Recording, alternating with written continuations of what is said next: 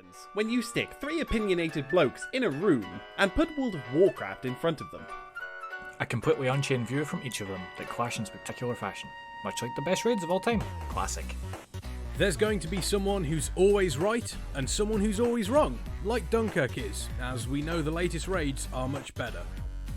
So, with that in mind, it's time to take a look at the latest Warcraft news and speculation. But be careful what you wish for, because... You think you do, but you don't.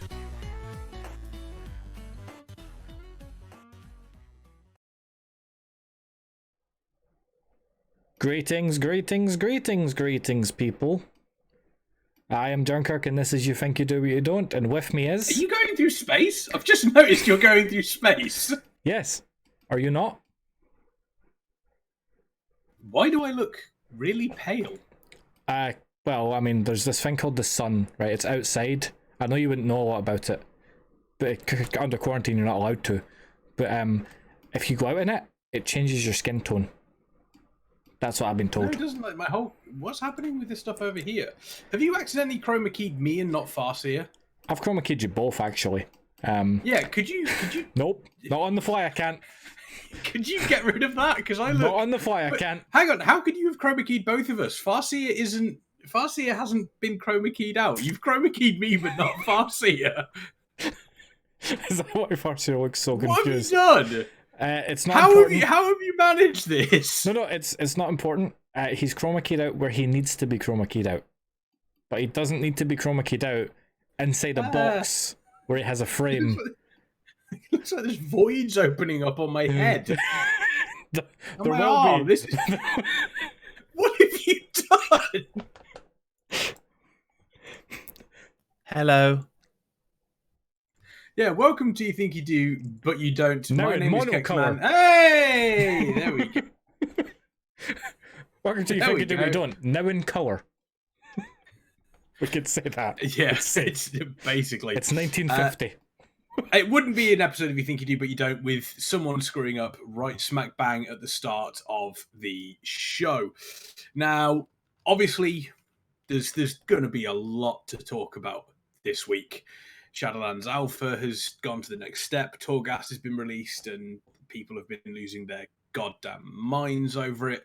But first things first, and I think this is Farseer, I think you'll agree with me on this. No. There's something that we desperately... No, you will agree with me on this. There's something that we do need to talk about. No, I didn't agree. He didn't agree. That's fine. That's over. There's something we definitely do need to talk about. It's that's a really nice hat you're wearing, Dunkurk. You don't normally wear hats. I know it's what's going on? So I decided it's from BlizzCon 2018, which neither of you were at because you're peasants. No. You missed the most important BlizzCon in a decade where they announced Diablo Immortal. That was it. That was it. But I did get this hat there, so you know it was worthwhile. It's a very, very nice hat. It's a nice hat. I think you should wear them more often. Yeah, so do I. I think it's nice. Now, there's obviously going to be discussion about Torghast coming up. There's going to be discussion about some of the changes that they've made to the alpha that was released yesterday. It's not a lot, but at the same time, it kind of is. To clear that up, the alpha wasn't released yesterday. Kexman missed a word. The build was released yesterday. It's fine. Alpha was released yesterday. But we're a week into alpha now. Yeah, we are actually. Yeah. We are a week into alpha, and it's like I said, the latest build didn't add a lot, but also did add a lot at the same time, which is an odd one. Farseer is crying for some reason, and I'm not entirely sure why. His light won't work. It's just not work. It's unfortunate, but I will say there is something that you want to get off your chest. There is something that Farseer wants to get off his chest that isn't alpha based. There are 2 things this week that aren't alpha based that we want to talk about. So we'll talk about those first. Just fine. Go. There we go. No, show is saved. Shortcaster asking. We had setup time. We had loads of setup time, and somehow I was the one that got chroma keyed out. Farseer's light broke, and everything went to hell. Well, do you know what I've yes, learned? Rav, that is his. What I've learned from this, and what we should have all took note of, is when we have no setup time, everything works better. Yeah, that's true. That is true. Yeah. So if we could all just turn up at 1:07 next week, then that'd be gold. Speaking of setup time, I've been trying to set up this topic for the past 5 minutes. Yeah, you want to talk about, if I remember right, it's the reputation, right? It's I can talk about the reputation buff quickly. It's not that much. It exists. They've changed, or they haven't changed. They are going to be changing the buff that is available on live. At the moment, it's a 100% XP increase that a lot of people have been taking advantage of. I haven't, because alts are the devil to me, and I refuse to play anything other than a warrior, even though I've been playing everything else on the alpha because warriors aren't allowed in Torghast yet. They've changed it to a reputation buff.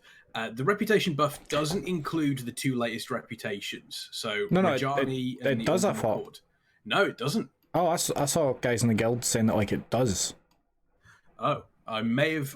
From what I read, it mentioned it doesn't include those 2, but it hasn't been implemented yet, so it's possible that could change. It's possible that those could be affected by it as well.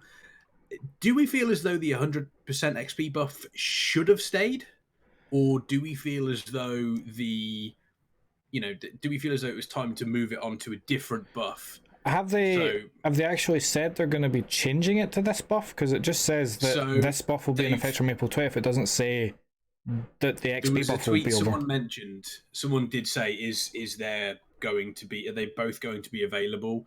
And they have said, as of this moment, the Winds of Wisdom, or whatever it's called, buff is leaving on the 20th of April.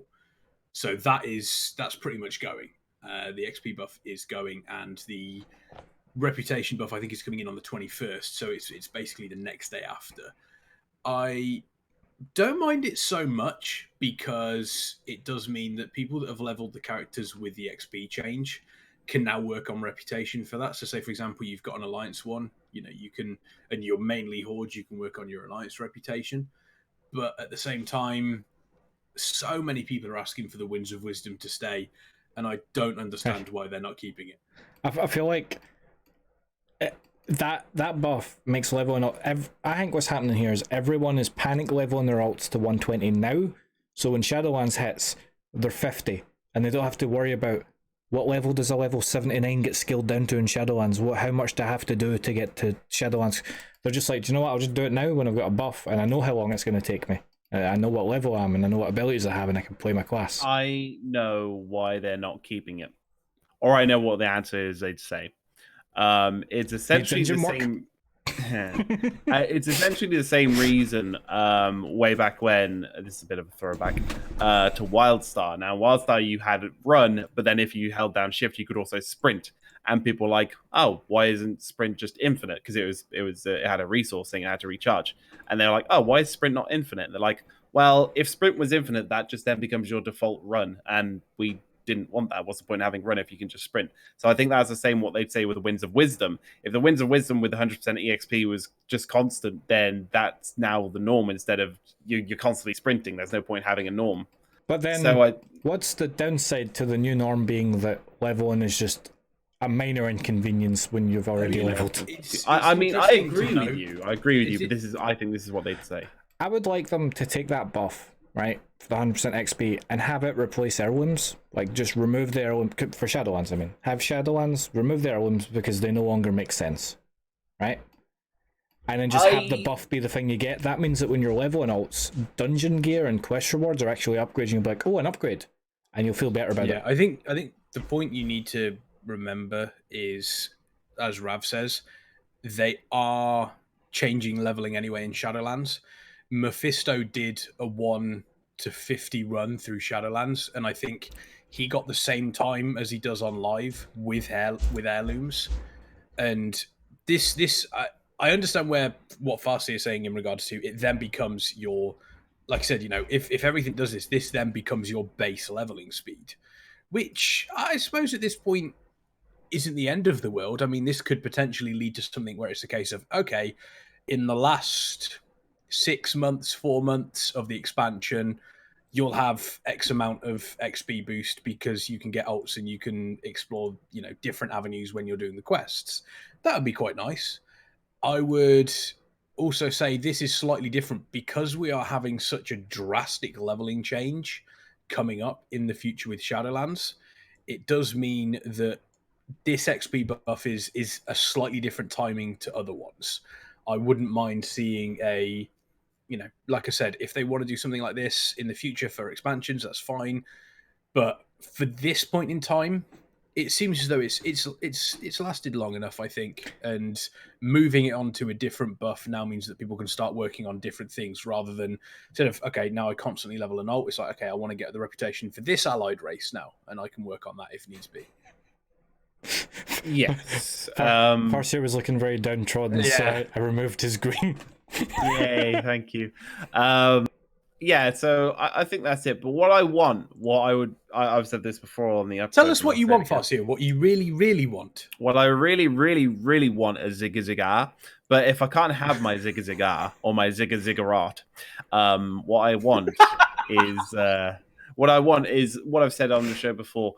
When it comes to leveling and what have you, I sort of agree with Dunkurk. Yes, remove the heirlooms. The Winds of Wisdom is sort of a separate issue onto itself. When Shadowlands comes out, what I want... Oh, Christ, I'm going through space as well now. But when Shadowlands comes out, I really think that a system like the Star Wars system should be implemented where... We should all get lightsabers? Well, yeah, that's for one. Also, I've also become ethereally. But aside from that, like I can't remember what it's called. The legacy system, that is it. The legacy system in Star Wars, where once you level a character up, you can spend your in-game currency or whatever. I expect this is a gold sink as well, which more gold sinks usually better because people have way too much gold right now. Where you can spend on, you get more XP in dungeons on ults, or you get more XP for doing quests on ults, or you get more, this, that, and the other, or you can get a mount earlier. And I think that's good because then that says, look, once you level up an ult, that unlocks another thing, and then you level up another ult, unlocks another thing. There's now incentives to level rather than just having So I think what you're suggesting there is almost a revamping of the heirloom system, where instead of, hey, you have this set of gear that you've spent money on that you can equip and that you keep through the entire time, it's more a case of, you spend the gold to, say, for example, okay, now you unlock your mount 10 levels earlier, or you have X amount of XP boost. It unlocks various different things. Thank you for the follow, Gatto Gaming, by the way. Thank you very much. I definitely so. BMJB says, don't fix what's not broken. And that, although that's true, and although I do live by that mantra when it comes to gaming, if you can find a way to improve it without taking away from, how good it feels. Like the heirloom system's fine, but you just slam them on and you just go. And it's like, yeah, that's fine. And you can keep that. That's awesome. But at the current moment in time, maybe it's just me, but what's the incentive to leveling ults aside from just having the other character? And maybe you can get to the achievement for Alliance and Horde if you have an Alliance and Horde character, which you otherwise couldn't have. What if there were more incentives put in place? What's the bad thing about saying, oh, if you level up this Shaman and you level up this Warlock, you can unlock this legacy thing which you wouldn't even have before, and if you leveled up another ult, you could maybe unlock another one, and that you get more benefits to you for doing so. More benefits, I don't think, is a bad thing. JB saying heirlooms are for people who have already done the content and don't want to invest so much into leveling. Not having to gear is part of that too. That's a very, very valid point, and I understand. It's part heirlooms, valid. Yeah, heirlooms do fill that gap. There is, with what Farseer is suggesting, there's a potential space there for you to spend gold for. I don't know how they would implement it, but say, for example, once you've got to level 10, the gear that you have will then constantly scale up with you going throughout, rather than having to constantly get various different pieces of gear for various different classes. It's a case of, okay, this is the gear you have. It will now scale with you until the end. It takes away the need for, like I said, for constantly having to switch around gear. And I think There's definitely it's less of a fix. It's less of a fix, and I think more of a revamp. The thing there, constantly having to switch around gear. This is an MMO. Getting gear upgrades is the core gameplay loop. So to just go through 1 to 50, which, you know, to someone, if you tell someone who's never played the game before, oh yeah, so you level from 1 to 50 wearing the same gear, they'd be like, what? Why? It doesn't make sense for an MMO logic. There's no reason that you shouldn't be looking at dungeon and going, that's an upgrade, and then feel excited about getting an upgrade at level 30. Right now it's a case of, what's that for? And I've got an heirloom there, don't even need to look at that gear, that's going straight to the vendor for 2 gold. You could definitely look at that from that point of view as well. On the one hand, yes, you're not gearing because you've got the heirloom slots on all the time or what have you, and maybe some people don't want to, you know, fiddle around with the gear too much. But on the other side, there's so many like blues and different things that I get. I'm like, oh, that's really cool. I'm not going to equip it though because I've got an heirloom on. Even though like it's higher item level and the stats are better, I'm like, but 10% EXP buff though. So you could look at it from both sides, really.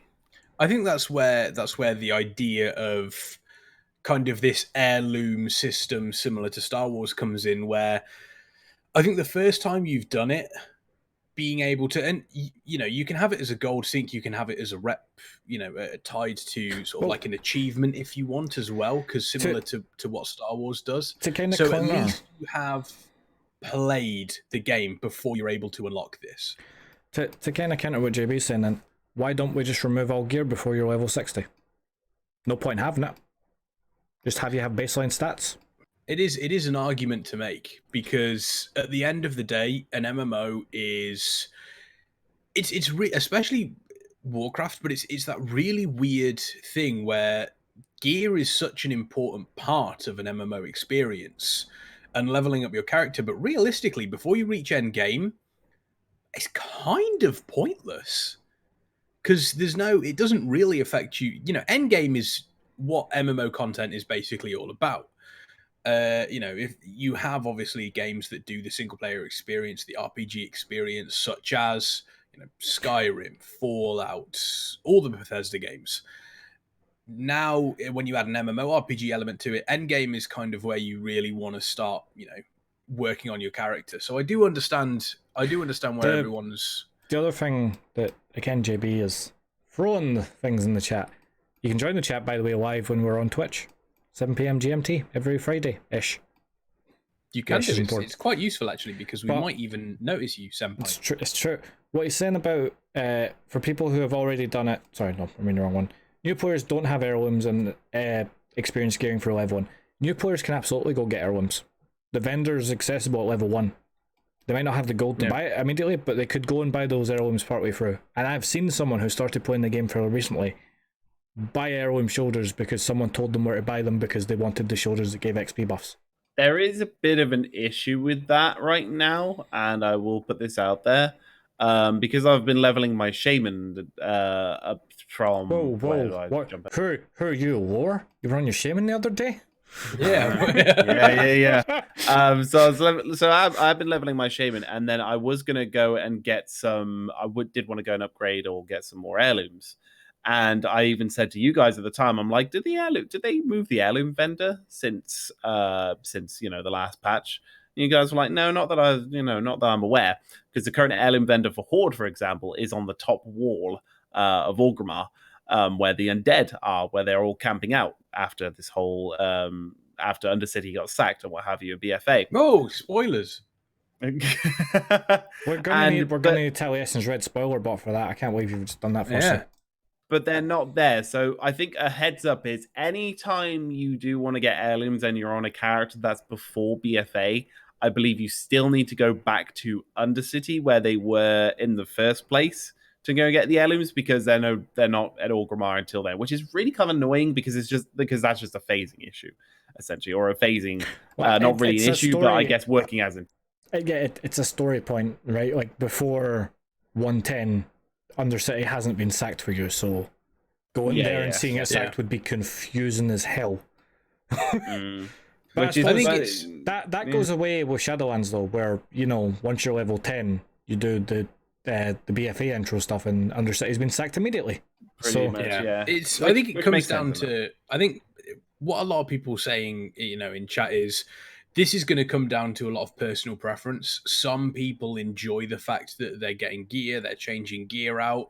Some people kind of just want to level, as quickly as possible and not have to worry about gear. And that is, I think, that's fine in a game such as Warcraft. There needs to be that choice. However, to have both of them tied to the same thing seems slightly off. I wouldn't mind seeing two different things where it's a case of, okay, if I want to, I can buy my XP boost for gold, and it means that I don't have to have heirlooms constantly being sent to various different characters. I just unlock it on my account and away we go, or I unlock it on a certain character and away we go. If you really want to have it as a gold sink, then also have the option, I want to buy this gear, that will mean that I don't have to constantly swap loot out. What are you doing that for? What was that? Well, I saw Dunkurk doing that. That was because Farseer got his hand entirely too close to his camera and turned into a ghost. Okay. I had the world going through my palm, so I had to do a thing. He's got the whole. It's just a side effect of traveling faster than light. That's all it is, Farseer. Yeah, that's it. But no, it does. I understand both sides of the argument where gear is important for an MMORPG. Gear before endgame is less important. If you've already been through the content, you want to get through it as quickly as possible and just kind of do quests without thinking about, is this gear better than what I want? But at the same time, if gear matters so little that you don't have to think about it. You could just... Well, that's the thing. But some people do enjoy building up their characters like that. So that's why I don't understand why someone's like, I don't enjoy doing that. Well, don't do it then. You don't have to... exactly. You can just equip gear when you just equip it as soon as you get it. Who cares? Not even going to look at the stats. Do you know what I do when I'm leveling? Because you still have to equip gear even with heirlooms. You still need some rings and trinkets. Yeah. And the same goes with the same thing. The same thing goes with the armor though. Is that if you are, you literally just go, is it higher item level? Yes, put it on. It's not even. There's not even a thought. I'm just thinking like belt, gloves, and wrists are really and boots. That's the only slots you don't have heirlooms for. Yeah, that's about right, I think. So yeah, I understand it. Like I said, I understand both sides of the argument. I would like a system where heirlooms are a thing, but it's split into two different parts. It's a case of, okay, you can pay the gold to get your XP boost, and you can pay the gold to get your armor as well.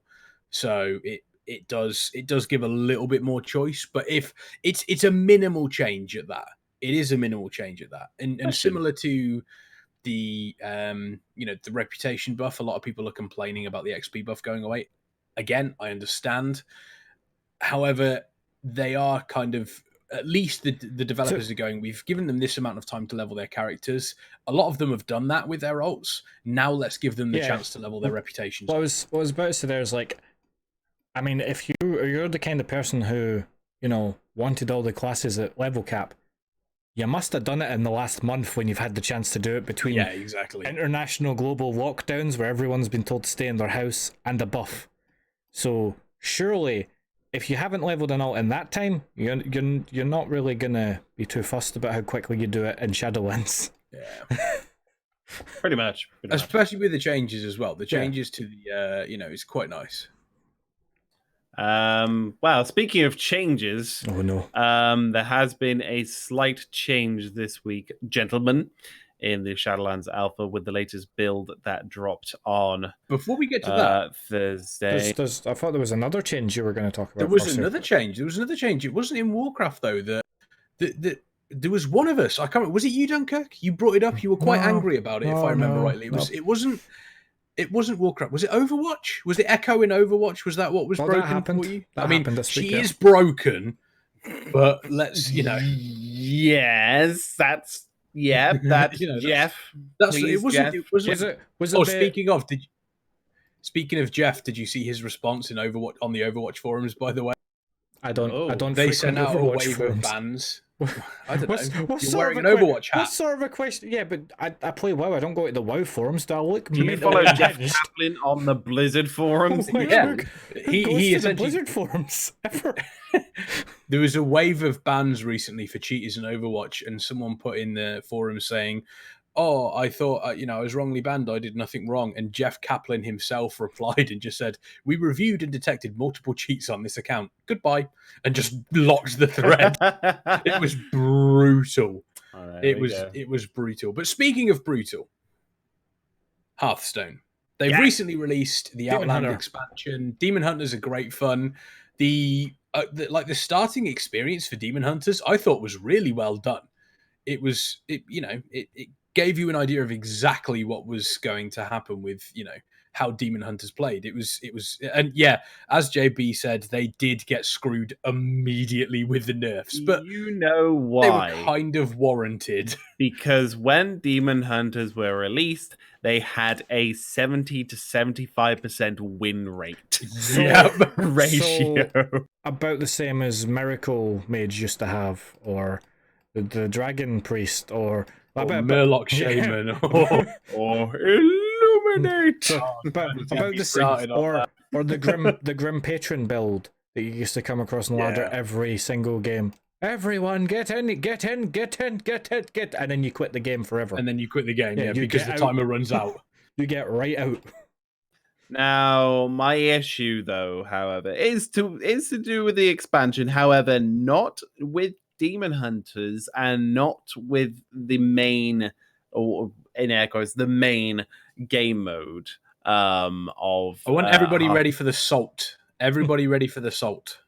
So before Ashes of Outland came out, you could play the Hearthstone Battleground. Now, I think most people are familiar with Hearthstone Battleground. It's a free-to-play little side thing. It's basically like, what was it? Well, Dota Auto Chess or... not... Yeah, actually, no.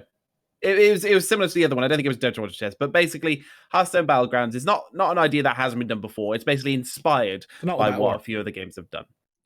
What it was that they changed it so you could pick out of 4 heroes to use when you went into the battlegrounds, and some are worse than others. Factually, by numbers, some are just terrible and some are okay. But when you have 4 to choose from, there is a low chance that all 4 of them will be bad.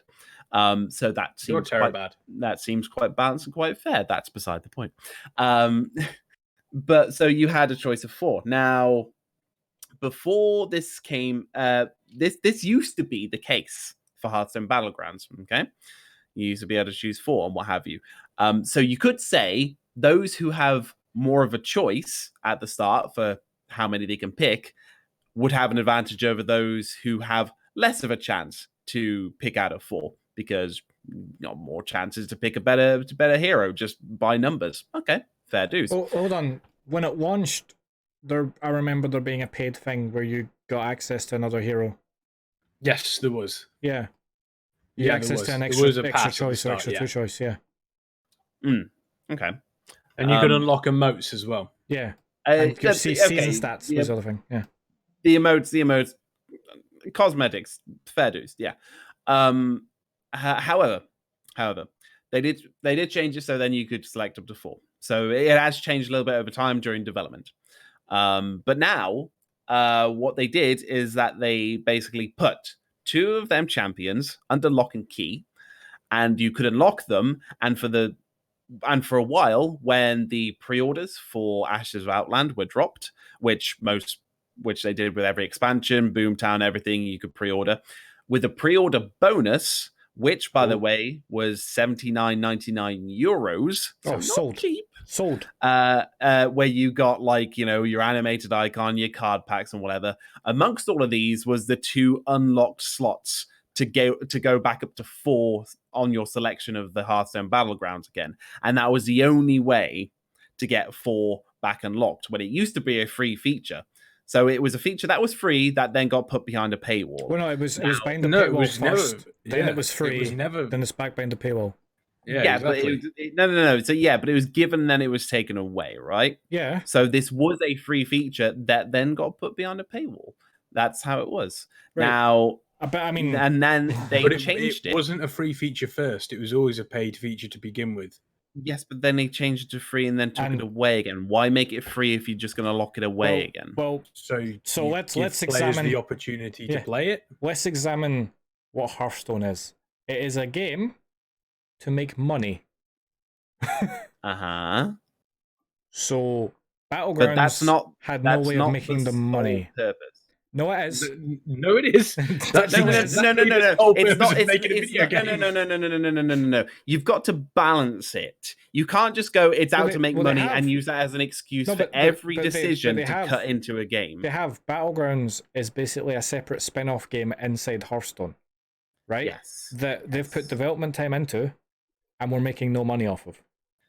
Funny enough, Hearthstone is one of their biggest money makers out of their titles. Yeah, and this is, and so they were literally, and I will literally say quite confidently that they were making big profits on Hearthstone. They must have been, from how successful it is. Now they didn't have to again put this in Battlegrounds. This was the free to play mode, which was, I wouldn't say. Actually, to be fair, compared to the main game, fairly balanced because everyone starts out on a level playing field and whatever, and everyone all got the same sort of choices. Now they've changed that free-to-play mode, put it behind hey, if you pay some extra money, you can gain advantage over others. Pretty much pay to win. Now on your free-to-play game mode. Not pay to win, pay for an advantage. Yeah, on top of that as well. Tell me something. How much did you pay? Okay, yes. How much did you pay for Hearthstone? I didn't pay nothing. Why is that? Because it didn't cost money. Okay. The sole purpose of a company making a game is to make money. Okay. If you make a game that is free to everyone and they can download it on mobile, they can download it on pretty much anything that is a computer, they can do that and it's completely free. They have to make money somewhere. Okay, and they are making money. They're making a lot of money. But not off of you. And there's plenty of other players who they're not making money off of, who are playing the game. So if they put in something like this to Battlegrounds, which there will be people who just play Battlegrounds in Hearthstone. They don't touch the main game. Right? So they want to make some money off those people. Okay. Which is And if you have to make money off those people from a game that is free, you have to add incentives for that person to pay money. And because the incentive of this is they get to unlock extra character slots for choice at the start. They get to unlock a feature that used to be free. In beta. The game's in beta. So that was a beta feature. Things change from beta to 10. But here's the thing. I don't know if it still is. It was. Battlegrounds is. Yeah. But here's the thing, right? Hearthstone needs to make the money. There will be people playing just Battlegrounds in Hearthstone, right? Blizzard know the numbers of who's playing which version of the game. They're seeing these people playing that, and they're going, a lot of people are playing Battlegrounds. We want to make some money off those people. But we don't want to ruin the balance of Battlegrounds, because then no one will play it. Yeah. So something like this gives an incentive for someone to spend money without ruining the balance of the game mode. In any way. You could argue this ruins the balance. It doesn't. It doesn't, because you don't start out on the level playing field anymore, because some people can pick some people can pick. Okay, that's imbalance. That's by definition imbalance. But you only get to pick one. Yeah, you only get to pick one out of those 4. Like you said, JB makes a very good point here, which is really, really, is what does free to play mean? Free to play means the game is free to play. Does not mean that the game isn't equal. You can play it for free. Does the fact that people can pay money for extra things stop you from playing Battlegrounds for free, Farseer? No, but it puts you at a significant disadvantage, which de-incentivizes you to play it, because now you have less chances to win. So when you're on an even playing field, it does. like by the numbers it No, does. If Bill, you have because like you if you said, have less choices to pick the better heroes, then you are at a disadvantage from someone who has a higher chance of getting the better heroes. No, that's you're just you're at a theoretical disadvantage because you could still have your free picks come up as mathematically the two of them could be the best ones you could choose from mathematically. yes, but by odds, everyone else who's got the content has higher odds of getting that. But then when you're playing the game by odds, you could draw different picks from someone else that makes your setup worse than theirs. But yes, Hearthstone's a very RNG based game. Yes, you're definitely going into RNG once you're in the game, but you're already at a disadvantage from the offset, like from the very word go. Then obviously you have another pool of RNG randomness once you get in there. But from the first part, in the picks alone, you are at a disadvantage because you have less choices than someone else who's paid. Now, I understand that the main game, yes, in the free-to-play, not everyone is on an equal footing. No, of course they're not, because some people are paying for the card packs, some people are building decks and spending more. I understand that's how a card game works. It is. But there was a free mode that was put in, which was fine, which everyone did, and you didn't have to change it. It worked. But they did. But like JB said, why should people who aren't paying any money not like be what? Why shouldn't you have an advantage for paying money for the game? Why shouldn't what? Why shouldn't there be an advantage? What Dunkurk's saying is, if I turn around and there is an option to pay more, I don't have to pay this money at all. I'm playing a free game and I'm enjoying the free game. And I see this and I go, oh, that looks cool. I get, I get to unlock an extra 2 slots. It means that I get more choice in a mode that I'm really enjoying. Why is that a bad thing? If you yourself why pay that, is it £20 for a 4-month pass rather than you pay one off and you have it forever? Probably because they put that in front of marketing teams and focus groups, and that came back as the highest number they could charge without pissing off the biggest majority of players. It also means that when Battlegrounds come through seasons, which they have done. Hold on, you were about to say, well, there you go, as if it was I got you. But that's literally how marketing works. Yeah. The highest possible price you can charge without breaking the consumer's back. Absolute the price you charge. bullshit. You don't have to, but you do. No, and it's absolute horseshit. I will not concede on this point where it was a free-to-play game mode, and Cal can argue that the main game is free. However, if you make a really good game, you draw people in, and if people are enjoying one part of the game that's free, they'll probably then go, you know what, actually, I actually like Hearthstone. Maybe I'll actually spend a bit of money on some card packs and go and play the main game. People assume that's not how that works, and they have to charge. Because it's not how it works. I'm pretty sure there are people that do that. No, the people who go into these games to play them as, oh, this is a completely free game, I'm going to play this as a free game, are never going to spend money. They're not the kind of people that a company is after, because they don't generate them revenue. Like, to a game company, if a customer isn't generating revenue, they're not a customer. Mm-hmm. So why do you work, Farseer? Why do I work? Yeah, why do you work? Yeah. Why do you work to earn money? You just answered it, but okay. Yeah, okay. There you go. No, but why? Why do you want to earn money? You're begging the question, but obviously just to live, yeah? Okay, just to live. If that's the case, if you're making a free game, you still have to pay your developers. You still have to pay the people that are employed to do tournaments, that are employed to, do, GM the game. You've got people that are there, just generally working around the game. Okay. Mm-hmm. If the game is completely free and there are absolutely no changes, you cannot do that. You cannot develop the game. The Hearthstone. Let me finish. If you want to keep the game, can I finish? If you want to keep the game moving forward in a game such as Hearthstone, which you have to, then you have to get some form of revenue. If you then turn around and you look at something and you go, oh, wow, a lot of people are playing that. Let's give them an incentive to pay for something that they can use in that game mode. They don't have to. The game mode is still free. You have to pay nothing for the game mode. I can go into Hearthstone right now, play Battlegrounds, and enjoy the hell out of it. I don't have to pay that money. But if people want to, they can, and it keeps the game moving forward. How is that a bad thing? And I understand you're going, they didn't have to. They didn't. You don't have to work. Quit your job right now. You don't have to work. You work because you want money. No. You are straw man. That is quite far apart from this. You are talking about a corporate decision about how they charge people versus someone just working just so they can get through life. That is not the same. So, firstly, I won't agree to that. Secondly, how it's different. I wouldn't be so miffed about this situation if this was how it always was. Now, you can make the argument, and I will concede a little that it is beta and things change. However, it does seem a little bit like a fishing rod when you dangle a feature in front of someone. It's like, oh, hey, by the way, with the game mode, you got a choice of 4. Oh, by the way, 2 of them are gone now. You got to pay for it. Is a little bit dickish. If it wasn't that way in the first place, if you had 2 and then they added 2 extra and said, oh, by the way, if you want 2 extra, you got to pay for it. And it'd be like, oh, okay, maybe that sounds better. The fact that they put it in and then took it away and slammed it behind a paywall, I don't like. It was behind a paywall to begin with. Yeah, so no, it was. Okay, yes, so, it was. So the, So it was the 4 behind one, the the paywall. 4 one wasn't.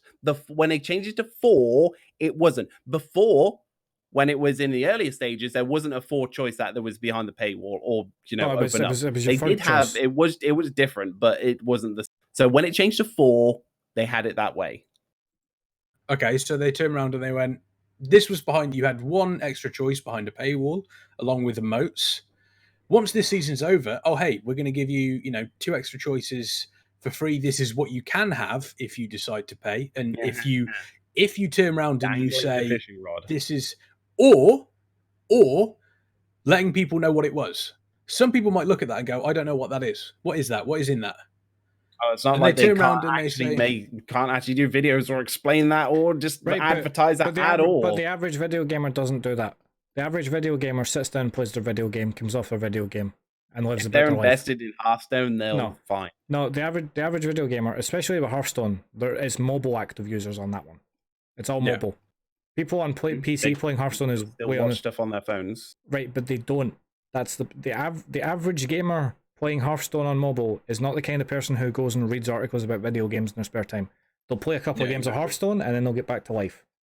They're too busy. They're not like. It's not like you can't wrap around it. It's not like you and me and Kex who we play games a lot, so we know a lot going on in the scene, and we do a podcast about video games, right? Mm-hmm. Do we? Oh. No, I wasn't about to tell you that. The illusion is shattered. Kexman's no longer going to be. I never signed up for this. Take his camera off. Delete his profile evidence. I'll just chroma key him again. No. No, but so we're in the gaming scene and know what's happened. We go to conventions. We report on stuff. We talk about it constantly. But the kind of person that the majority of the mobile user base for video games is they'll play their game on their lunch breaks or on their commutes to work. And then they'll go about the rest of their day. They'll go out drinking on their Friday and Saturday nights. I'd rather sit in and play World of Warcraft on a Friday, Saturday night. But they don't do that. They don't want to do that. They just see video games on mobile especially as like a time filler to fill in their commute. So if they're playing this video game on their phone, they're enjoying it, and they're playing Battlegrounds, and they're like, oh, I've got 3 choices. Oh, if I pay like 20 quid right now, I can have 4? Yeah, why not? Let's do that for a bit. Okay, so I'd then be curious then. I will ask you both, where do you draw the line? Where does the buck stop when it comes to them making money on games? Like, how much of a game would they have to cut up and put behind a paywall before you guys start going, I don't have a boundary. See if the game has an initial buy price, that's when I start to question stuff that's added after it. See if it is a free-to-play game, charge for whatever you want. They don't have to make it free, but they chose to do that, which means more people can enjoy it than would otherwise play it. Then they charge for things on top, which is fine, because they need to make revenue. Now, the argument people throw back from that is, well, it's really ridiculously priced, Hearthstone card packs, etc., etc. Have you played a physical card game? Yeah. It's crippling. Digital card games are way cheaper access to the hobby. And that's what it is, it's a hobby. Yeah, it's weird. Okay, do you feel as though it's a case of with the Hearthstone Battlegrounds thing, would you pay that money to get what they're offering, Farseer? Me, no. Okay. But that being said, I'm not like wholly invested into Hearthstone. Okay, that's fine. I used to be a lot more, but I'm not. That's fine. If somebody does, would you say that they are a bad person? Does that affect you? No. Okay. Where is the issue then? If it doesn't affect you, it's got nothing to do with no, because it's got nothing to do with that though. Yeah, I've already explained it. Like, I don't. If you don't understand like where I'm coming from, then that's fine. But I've already explained it. It's not nothing to do with people being a bad person or their choices. Can I go back a little bit to you were saying like where do we draw the line for them chopping up bits of video games? Like JB said in the chat there, if it's shit, I won't buy it. That's where I draw. If the content they put out is shit, I won't buy it. So, okay, then, give me an example, then, of a game that you think that, with its monetization works, I guess you think Hearthstone does. Can you give me an example of a current game that's out where you think, actually, that's kind of horse shit, and this is sort of where I draw the line? Is there a game initial that's out release these days? Of Star Wars Battlefront 2. That, or Destiny 2. Yeah, Destiny 2. Okay. Any game that has an initial price point that then you have to spend more money. No, I don't have a problem spending more money to get Fallout stuff. 76. Fallout 76. Your favorite game, Farseer? Fallout 76. True. So JB doesn't think there is any lines. It's just going to be, if it's going to be shit for the majority, it's just going to fail. I don't think so. I don't think so, because then if you're going, well, people will pay, so they'll just give you shit because people will pay for it. Now, you could just then argue, well, then people are just stupid. And yeah, people are stupid, but it doesn't mean it's right. Well, thankfully, we live in a world post-Fallout 76. We live in a society. We live in a society post-Fallout 76 where we have the example of what is too far for video game monetization. And it's still going somehow. Yeah, I mean, look, the thing is like if you kind of go, you know, and not just with free to play, I'm just talking like overall now, just in the gaming section as a whole. Like if you go, I don't really have any lines, or you know, I don't think there are any limits, then that's when you literally just give like everything to the developer. Now and you say, oh, if it's not shit, they won't get it. But if no one has any lines, they'll start getting shitter and shitter, and then eventually it'll be shit, but you won't realize it because they'll do it subtly. They wouldn't do it like on a Switch. It's not. They'll see how far they can get away with. It's not they'll do it subtly, because if you recall, the most controversial thing was one of the earliest paid for DLCs. Do you remember what it was?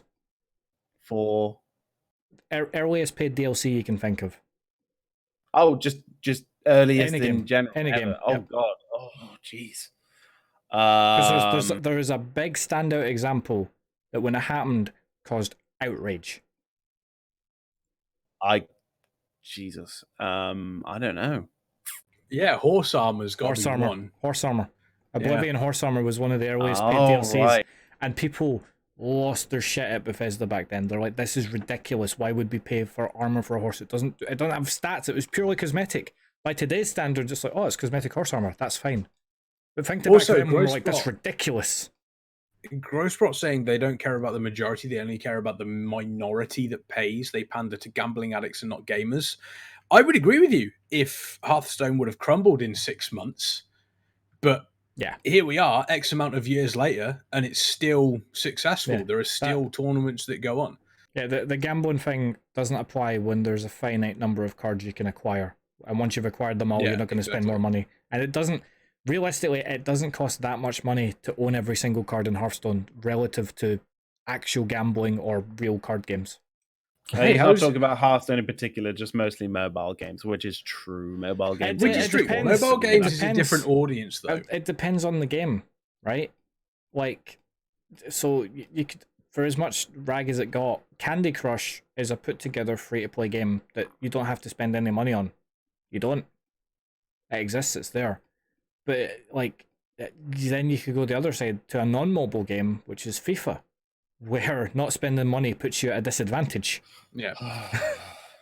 FIFA's the line. FIFA's well past the line and is off in outer space. Yeah, That's how not to do it. it's the way I've always seen it is if I can go in and play the same mode as somebody else, and I can get the same cards as somebody else, and I realistically have the same exact percentage of chance of winning, but they might have a couple of extra choices at the start for characters because they've paid money. And well done. Congratulations for them. In response to something Rav said in chat, his mum spent entirely too much on games like Candy Crush. They do prey on people. Right, but if you were to tally up how much you spent, would it be more or less than you've spent on your hobby of video gaming? I'm going to go with a yes before you. Candy Crush, yeah. I did. Yeah. But then, how do you equate someone else's enjoyment to their money spent? You can't say that, Dunkirk. That doesn't fit with the narrative. If someone is quite happy to drop $100 a week on a video game, right? Like the same video game, and they enjoy that game and get enjoyment out of it, then who is anyone else to judge them for doing that? To say they prey on people, yeah, they probably do, but everyone does. We live in a capitalist society where that's how it works. That's how the world works. Everyone preys on you to get your money. I'm asking you to change the socialism. Do you agree or disagree with WoW charging money per month? Was that to all of us or just for? I was about to say you got to specify. Yes. For the amount of content, quality of content, and feature sets we get, yes, and then there's about a 6 to 8 month gap every 2 years where it's like, why the fuck am I paying a subscription right now? That's usually that's usually about the time I cancel it for a bit, personally. Yeah, so you can cancel it. I think so. WoW is an example. The funny thing is, WoW is an example of paying money for a game and then paying extra on top. Are you okay with that? As you kind of said that you're not. You guys said that's usually where the line drops. What we're paying for there is continued development and server maintenance, which without that, WoW would not even just classic. It would still be sitting on patch 1.0, a buggy mess. Half the Hunter's not even implemented. The way I equate it is my sub a month means that there is continued support for server issues, game issues, and expansions like Shadowlands can happen. Yeah, exactly. Development during a patch's life cycle. My money when there is an expansion released is for that expansion's entire development its release. I apply that same logic to like DLC packs for other games. Like Call of Duty has been famous for DLC map packs, right? Or the Modern Warfare 2 remaster they just launched. People will buy that. The developers then take that money to start developing more content and the next bit, like the next game, which keeps you getting games that you like playing. Games cost, like the big argument people get now is that, oh, well, back in my day, you didn't have to used to like buy after you bought the game initially. Yeah, but Quake was a buggy mess without community-made patches because no support was given to it. Just got some breaking news. Mistledyne just licked Sean Caster in Bastion. Just thought I'd point that out there. Carry on. TOS. I think I've been derailed by what did the last money Quake. Derailing this conversation. Quake bad. That's where I've somehow Quake bad. Derailing this conversation. I think Wait, how do we get to Quake? I don't know. If you guys have any thoughts on how you feel this, whether you think Hearthstone is doing the right thing, whether you feel as though Warcraft is charging too much, or do you feel as though Hearthstone is actually doing the right thing? Are you in agreement with what they're doing? Then make sure you email us, ithink@warcraftradio.com. That is ithink@warcraftradio.com. But that's not the only way you can get in touch with us. Farseer, how can they find us on Twitter? On Twitter, all you have to do is look for, funnily enough, Warcraft Radio, one word, and we've got all of our cool posts on there about when our content goes live and all that sort of stuff. Just at us, just be like @Warcraft Radio. Hey guys, Hearthstone is great, or whatever, do whatever. I'd like to point out that is one word, Warcraft Radio, not Warcraft Radio one word, because that's the way you said it. Warcraft Radio one word. It was a meme. Lloyd's for Massey, one word. Yeah, exactly. We love so Lemmy. yeah, Lemmy's it's great. you know, if you do agree with us, or if you have any things you want to put forward, I think at warcraftradio.com. And if you are also looking for our Discord, you can find it on our YouTube page, youtube.com/warcraftradio, and on Twitter. And if you're in Twitch chat. Did you just send them to our YouTube page to find our Discord link so they could join our Discord so they could take part in conversation for our Twitch chat? Yes, I did. Okay. Also, Growspot has got it. Warcraft Radio, one word.com. Yep, that's exactly what it makes me so angry. Yep. But I tell you what doesn't make me angry. Alpha. Alpha does not make me angry. We recently had the latest. Blizzard's not doing their job right. No. Alpha doesn't make me angry. I'm not Athalus doing Necrotic Wake. I'm not. I'm not angry. It's. We had the new build come on yesterday, and it included a couple of changes. Torghast was added, only specific testing for warlocks, mages, priests, and demon hunters.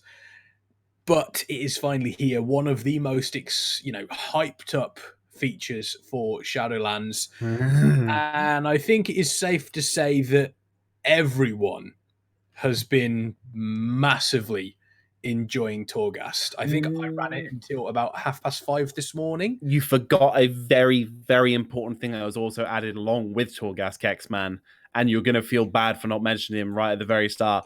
Along with Torghast, they added Flaska Torghast, the Tauren, servant of the jailer, who is also in and giving us our access to the Flaska dungeon. Torghast. Torghast is, I think in various different Discords that I'm in on Twitter, I was talking to, I think it was Trey from Method very briefly on Twitter last night, and every single person has just said Torghast is a revelation. But there is a caveat to this, which I will get into shortly, and it isn't about Torghast as it is currently. It's the future of Torghast. First things first, though. What are you doing, Dunkurk? I'm looking. I'm just watching the. No! Don't bring attention. You don't bring attention to live editing. Oh, don't bring attention to the live editing of the top bar moving around all over the place. Torghast. Yes. Don't know what you're talking about.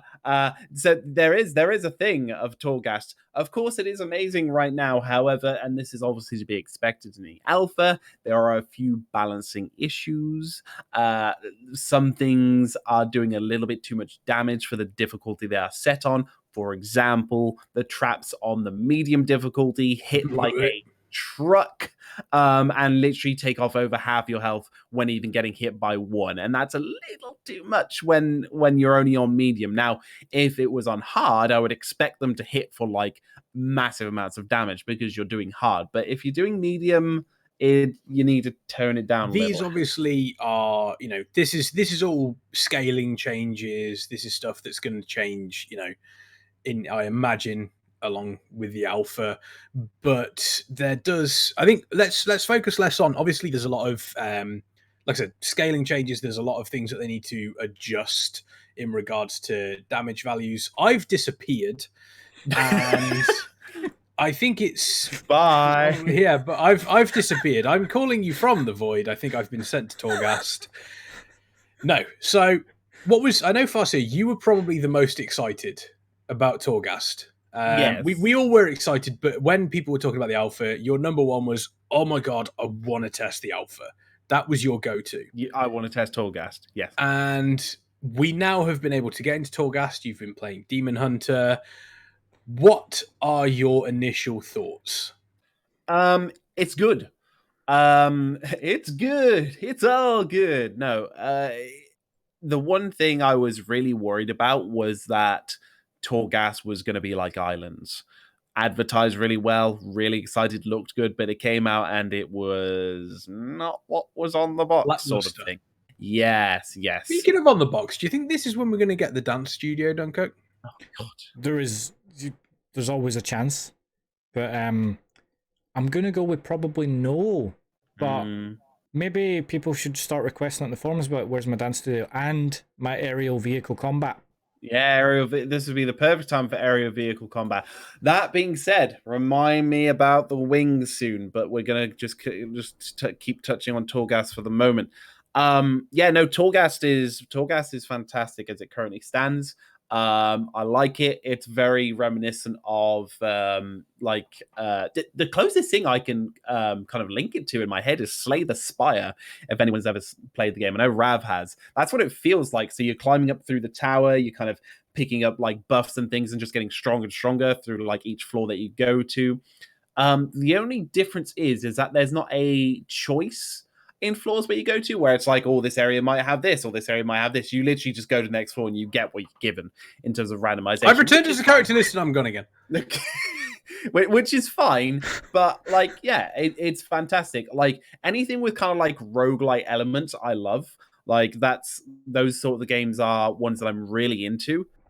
Where even though you die a lot, like you still gain experience from that, and then you can get stronger and progress and come back stronger every time.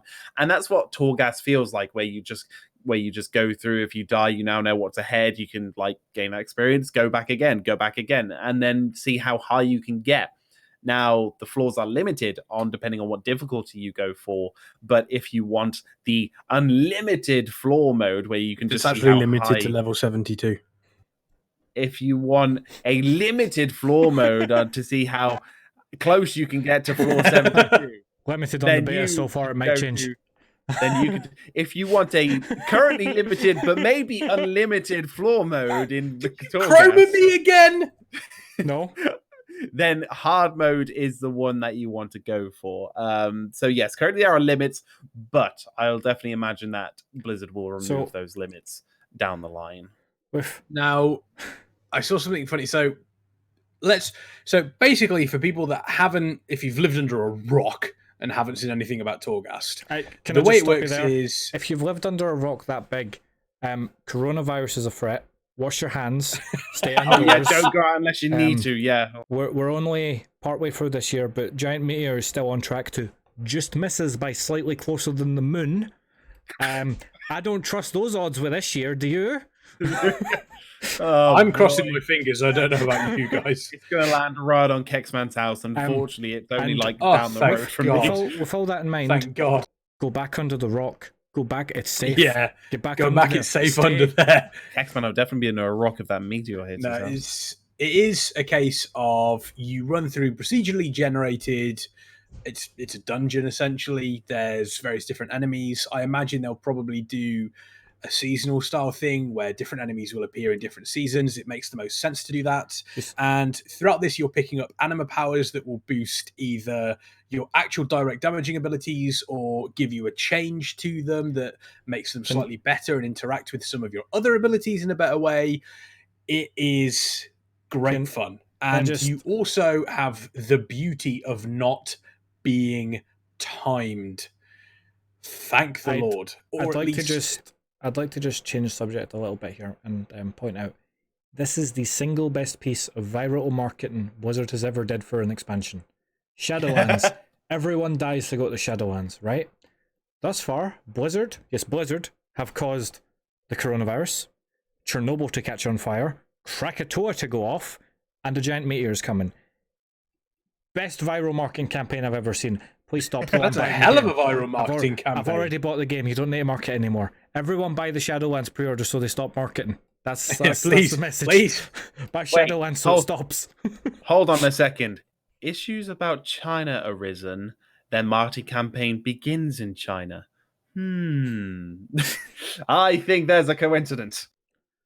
Run.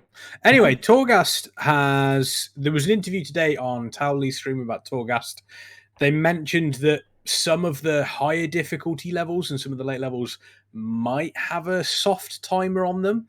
And I think part of that is to stop people from pulling a pack with all their cooldowns and then stop and standing there for 3 minutes while all their cooldowns come off and then doing it again. I don't think there should be any timers, soft or otherwise. If a group wants to go in there and spend 6.5 hours because that's how long it takes them between packs, let them do that. It's not as if they're gearing at an exponential rate.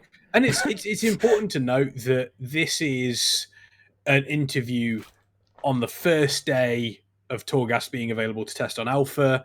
We're still 6 months away from Shadowlands at least being released.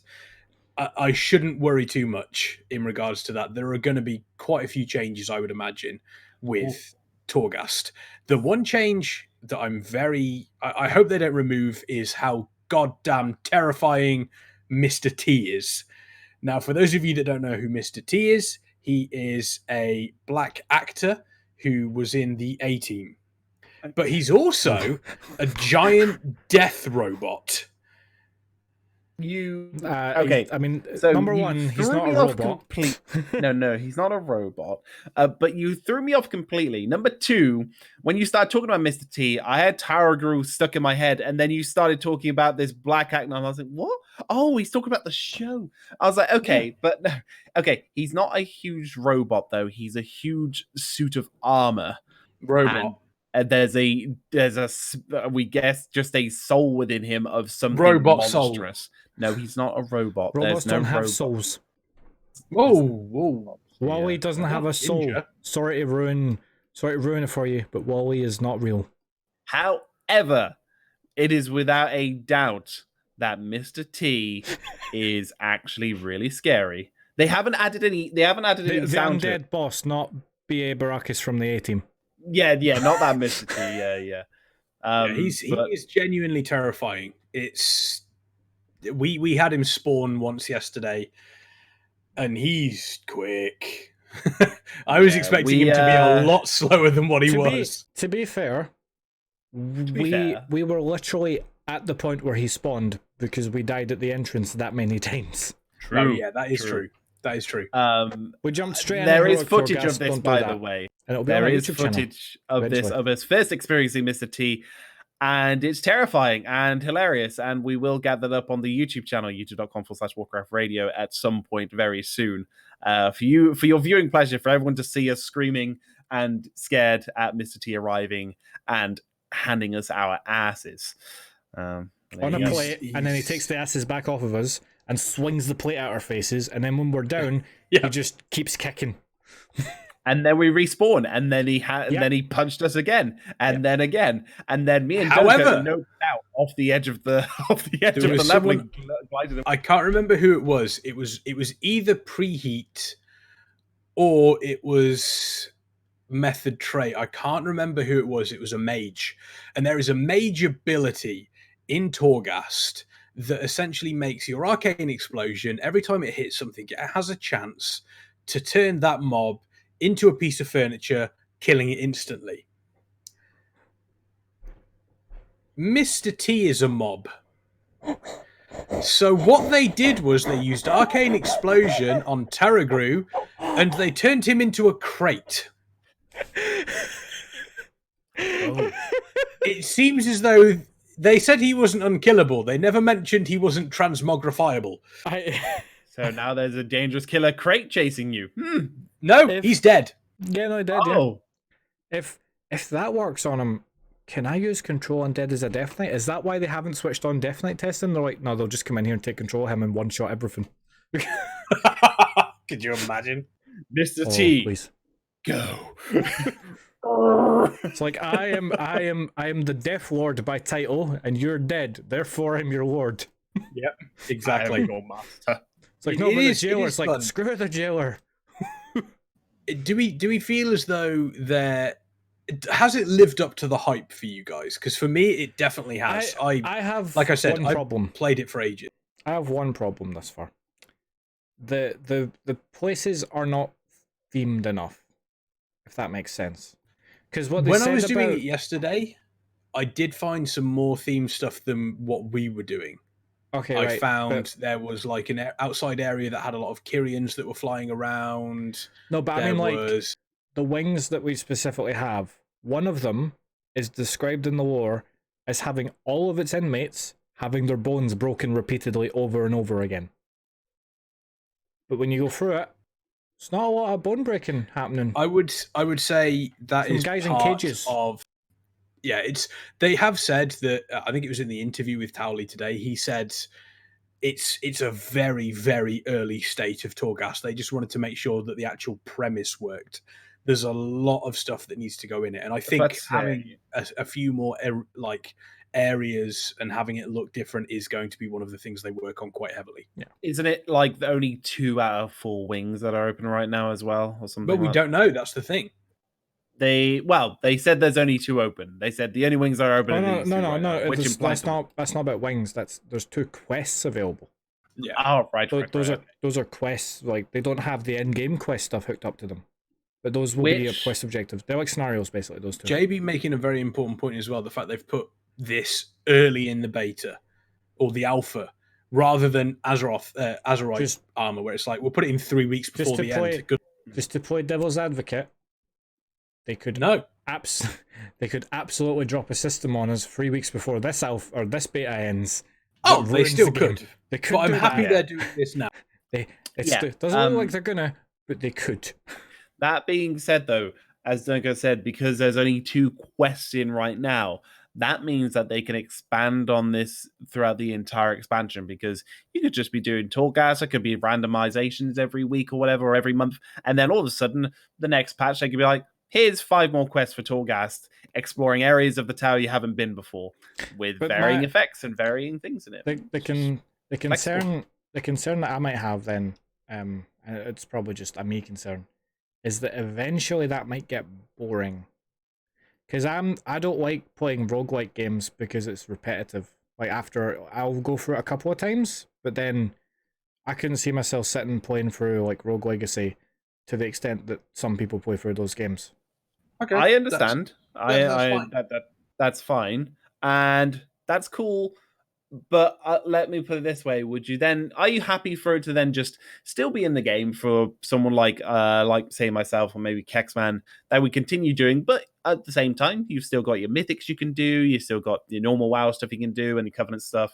You're still happy for that to be on the side as an extra thing, right? Well, no, I'm not saying take Torghast out. I'm saying that like they need to make sure the stuff they add to it isn't just they will do more like it's cool that you get abilities in there that change how your class flows a bit, but then you can back out of it to the real game, quote unquote, where you don't have those abilities, and then you're back into it and you don't have to build them back up again. And Brad makes a point, but then that content just isn't for you, and that's fine, isn't it? And I mean, we don't know if it's fine yet. It depends how the reward structure and stuff, which isn't on the alpha yet. Like, if the legendaries and things are things that are essential, then it could feel a bit like islands to the people that absolutely hated islands in every way, shape, and form, even after they'd fixed them. It could feel like that eventually. Like, you're forced to do it, even though you aren't really, but you are really. If you're in a guild that wants to do specific things, they'll pressure you to do it, so you end up doing stuff you don't want. I'm not saying this will happen with Torghast. I'm just saying it's something that Blizzard they're probably hyper aware of it. Is like, they want Torghast to be this thing that people enjoy doing, but that doesn't feel like, no, if you don't do this, you're pointless. You may as well delete your character. But then I suppose the answer to that is there isn't an answer, because no matter what you make that has something, kind of tied to it, there's always going to be somebody that doesn't like it. And you then have a question of why even include it at all at that point? Why not just get rid of it and just give them the gear there and then? I understand where you're coming from in regards to there does need to be something there to almost make it so it's like you're not doing this just for this. And playing through it and seeing a lot of people's reactions, I don't think people are going to be doing that. I think a lot of people are going to be enjoying just doing Torghast because, like I said, you do get all these cool abilities, you do get everything. And from what was said in the interview today, it seems as though they've said it's similar. The way you earn keys to Torghast is similar to Mage Tower in Legion, where it's something you can kind of earn quite quickly if you want to. It's not a massive slog to get in there. And I'm quite fond of the idea. I think having the ability to do it past what you need is a very, very good idea. But I would. Well, your difference on the Mage Tower front was no one was forced to do it, because Mage Tower just offered cosmetics. No one was. You are quite correct in that one. With that, people didn't have a problem with it. Like, there are people that didn't like the gameplay who just didn't do Mage Tower, and it didn't affect them a single bit. But if Torghast it's going to depend how this legendary stuff gets rolled into Torghast, right? If the legendaries that go into Torghast are similar to Legion legendaries, or even a little bit weaker in terms of power gain, Torghast is going to be mandatory to a lot of players, or it's going to feel mandatory to a lot of players to like do the maximum of it every week. So a bit like how the cape with the horrific visions to like the raid guilds, they had to. Oh, thank you for the bits, Blondie. Thank you, Blondie, for the bits. Where was there was supposed to be a kaboom? Didn't we have an alert for that? Did you not have it turned on? The alerts are on, but Pride must not have one set up in the thing for bits. One did come in front of my face. Oh, did it? There you go then. Blondie came in front of your face? Yes, he did. Thank you, Blondie. Do it again. Thank you for that, Blondie. Hopefully you're doing well. Thank you. Hopefully, yes. I don't know if you've been in the alpha or if you've seen Torghast, but watch Torghast. So, like JB says there, Ian says it wasn't mandatory for legendary progression. That doesn't mean it won't become mandatory gameplay in some guilds because it's the quickest way to get it done. No, it says it was mandatory. Oh, it was mandatory? I read it wasn't. So it was mandatory, then it's going to depend how powerful those legendaries are. I would say that it's difficult to say because if, like I said, if you have designed this system and it seems to be as though every single person that I've spoken to has massively enjoyed Torghast. I think you're probably the only person I've spoken to that has a negative feeling about Torghast. It's not a negative alongside of it. It's not a negative feeling per se. It's just I'm holding reservation until I've seen how the whole system's going to click together. Just because Blizzard have a track record of like, that's a really cool feature. And then somewhere through development, something gets put into it and people just kind of like, it's fine. It slips by and it kind of ruins the feel of it. And then a year into an expansion, people are like, Christ, we really should have give feedback on this 2 years ago. Yeah. Blondie saying he hasn't been around for a while. He's got busy moving to this rainy island and now stuck indoors. Yeah, welcome to England. It's kind of the way it goes, and now you're ironically stuck indoors when England has the best weather it has had since the summer of last year, and we're all stuck indoors.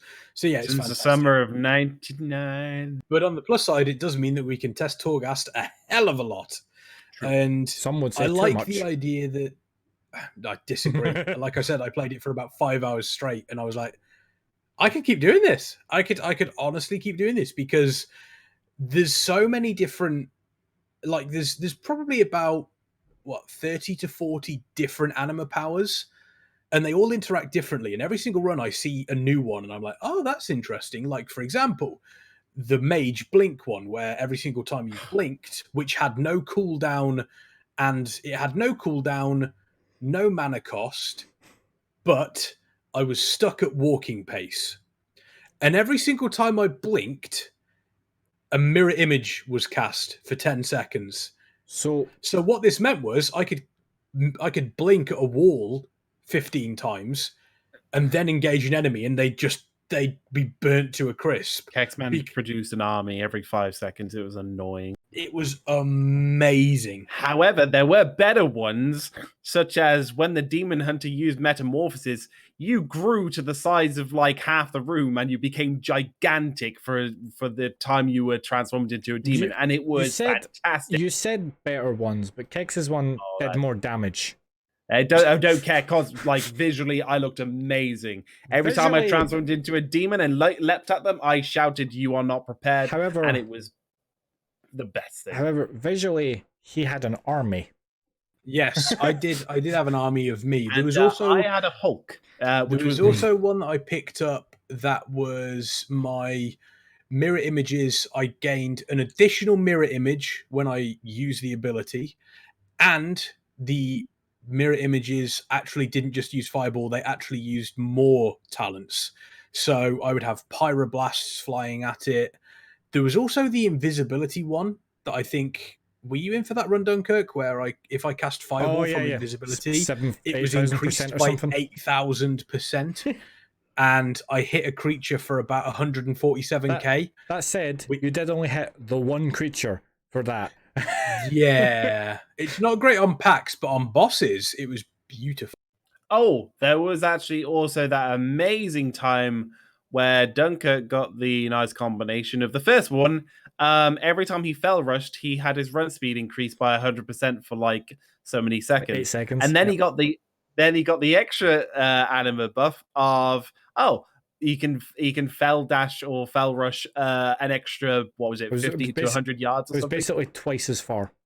As far. So he doubled his fell rush of how far he can fell rush, but he got a speed buff at the end, and then to top it all off, for a short amount of time, he then got an anima buff which was reduced the fell rush of cooldown to 1 second. So he was the fell rush of cooldown to 1 second. That's how quick the cooldown was. That's how broken it was. And so he was literally zipping around. He became Roadrunner, and it was fantastic. Breaking news, people. Oh, no. Legitimate breaking news here. The XP buff has been increased in time until the pre-patch for Shadowlands comes. Hey! Literally has just been confirmed. We win. Just been confirmed. Did they give a timescale on a pre-patch for Shadowlands there by chance? They did not. By the way, Pink's OAP or Pink's 0 AP, however you want to do it, asking if these are the same guys from Essence of RP. We might be. Unfortunately, we might be. What's Essence of RP? Essence of RP. I think it was a show done by two weirdos back in Warcraft Radio. I think it was the worst rated show on the entire network. I'd probably agree with that, to be honest. I'd self-agree. It was not the worst rated show. Love my show. No, nobody wants to bring back Yogi Bear. Nobody wants to bring back Yogi Bear. What do you know, Boo Boo? We're wiping in Torghast. Mr. T's eating my ass, Boo Boo. If you want Yogi Bear back, maybe there'll be a YouTube video that's Yogi and Boo Boo running Torghast. Boo Boo. Yes, the knockoff versions, Yagi and Bobu. No, it's Yogi and Boba because because the real original has better lawyers than Yogi has, so his copyright's much stronger. Yugi and Boba. Yeah. But no, Pinks, yes, obviously we are from Essence of RP back in Warcraft Radio days. Warcraft Radio is back. We're doing a new show, You Think You Do But You Don't. You can follow us here on Twitch. We'll be going live with various shows throughout the week. And also you can catch VODs of the shows on YouTube, youtube.com/Warcraft Radio, alongside all of our alpha content as well. I know what you're thinking. How is Kexman still alive? And we're all asking the same question. You're not the only one. I am too. 10 years later, he's still alive. 10 more. Actually, but no, the winds of change. I'd like to. I just, obviously want to point out that I don't want to say Blizzard listen to this show and get stuff from this show, but 100% we were talking about it and said it should be extended, and they've extended it. So you're welcome. Not saying that we're responsible for that, but there was that other thing we talked about like months ago that then last week wound up happening. Yeah, and I also gave them the patch date for the raid. Yeah. Ian. So I'm not saying Ian. If you want to chat at any point, you can just send us a message, mate. If one day we say that and in chat, it's just Ian as goes as hi. Well, no, because if that happened, you're not him. It'd be Watcher Dev. Keep up. Yeah, it would be Watcher Dev, exactly. No, it has been. It's nice that they have made that change, and from what I've seen by people sort of responding to it, then people are very, very, they're very happy. If Blizzard are listening to this, Ian, you cost us Kexman's glorious blue and gold alliance coloured beard. You had to shift the raid release date by 1 day, just 1 day. Yep. Yeah, so the actual thing says there are many journeys to be taken in Azeroth, and if you're in the middle of one or just looking forward to starting a new one, we've heard your plea for a little more time. Due to the popularity of the Winds of Wisdom 100% experience buff in Battle for Azeroth, we're extending its benefit through to the release of the Shadowlands pre-patch. All players in Battle for Azeroth will get an experience buff called Wings of Wisdom, which will increase experience gains by 100%. And that's basically it. So we haven't been given a date for the Shadowlands pre-patch yet. Well, I mean, so I say boo, but we can't expect it this early yet. You say this early, but Ny'alotha came out in January. Yeah, I say this early, taking into account the current situation of the world and Blizzard employees. So I don't care about think that. they I would want my have been a bit video more games, goddammit. I'm stuck indoors. I need them more than ever now. Don't be rude, Tomo. Just be Well, just have here's- some patience. Here's the thing, right? So Ny'alotha came out January 20-something. I can't remember the exact date. It's mystery. What's the time? Yep. What is time right now? So it came out then. We're now into April. We're almost, well, in fact, we're past the halfway point of April now. So soon we'll be into May. So that we're already 4 months of this content, pretty much. Hey, Blondie, thank you for the sub. Hey, do we see Ny'alotha lasting another, 6 months? It's tough to say. They've recently taken the Hall of Fame is being taken out, and we can now do cross realm mythic Ny'alotha. Yeah, which all seems a bit. Is it going to last 6 months? I don't. That all I would like seems to a say bit quick. I don't want Blizzard to rush something just because we would have an extended gap with Ny'alotha, especially in this day and age where we've got a lot of concerns. Just backpedal on the no 8.3.5. Give us an 8.3.5 that gets rid of the goddamn planet-sized sword stuck in Silithus for 2 and a bit years. We've been hinted that there will be something happening with that, says lore. So just give us an 8.3.5 where you fix the sword. That's all it has to do. And people, content. There was content in there. It did a thing. It wrapped up the final BFA story thread. That's the last one. It's the last bit of story for BFA that's just sitting there. Champions, you've saved Azeroth! And it's not like it's like, Silphus is so far out of the way. Unfortunately, they put the Chamber of the Heart there, didn't they? So you're constantly back staring at the sword. They have said that the sword is going to play an important part going forward into various different storylines and expansions. They said we're not finished with the sword yet. How that's going to play out, it's anyone's guess. But we have to wait and see what's going to happen. My theory of 8.3.5 would be interesting. My theory of Azeroth growing an arm outside of itself and pulling it out of its own head is still on the table. You know how it's going to go. Every few patches, champions! I need you to come to the Chamber of the Heart. Mother's found something. Like, no, Magni, please. Magni, don't stay. Instant Magni uninstall. Oh, also, we've been told that Bolvar may be taking the role of Magni / Khadgar in the Shadowlands expansion. Oh, could you imagine if he comes out the ground? Just like... But eerily slow, like... Yeah. Oh, Bolvar, please stop. Blondie saying they will... What were you saying, Dunkurk? I was going to say, Bolvar doing that would be amazing, thematic, and on point. Magni just turning up out of the ground on Argus made no goddamn sense. Yeah, made no goddamn sense. And in bloody, what was it, Najata? Just champion! Oh, what? He's never I came here to get away from you, goddammit! I went under the sea to avoid you, Magni, and somehow here you are. And now and the next patch he can teleport. You're like, oh my god, we're never going to get rid of him. Yeah. Blondie saying they will resolve Vol'jin's story in this X-Pack, surely. Yes. We're at least getting resolution to the story of Vol'jin dying and everything. And I said it on the round table that happened last week. That was it's on YouTube right now. It feels as though this expansion is kind of the culmination of the past 3 expansions. Normally we have a resolution and there's one thread that kind of goes through into the next expansion. This one, we've got multiple threads from multiple expansions kind of pinpointing on this one. And with the fact we're going to Shadowlands, with the fact we're being introduced to people like, Kael'thas again, and we're in this very, very ethereal land alongside the level squish. It almost feels like a soft reset.